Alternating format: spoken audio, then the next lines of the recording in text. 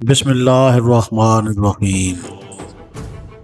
اللہ کے نام سے شروع جو نہایت مہربان اور رحم فرمانے والا ہے۔ حضرت خواجہ با یزید بسطامی رحمۃ اللہ علیہ نے فرمایا، کسی نے کہا کہ آپ بھوک کی کیوں اتنی تکلیف کرتے ہیں؟ فرمایا کہ اگر فرعون بھوکا ہوتا تو میں خدا ہوں ہرگز نہ کہتا۔